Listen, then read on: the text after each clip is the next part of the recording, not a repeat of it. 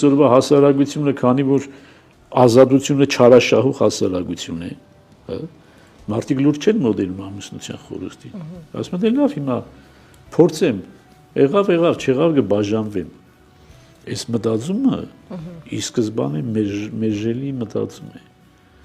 որովհետև ասում է Ավետարանը, ինչ ասում, ի սկզբանե արար Աստված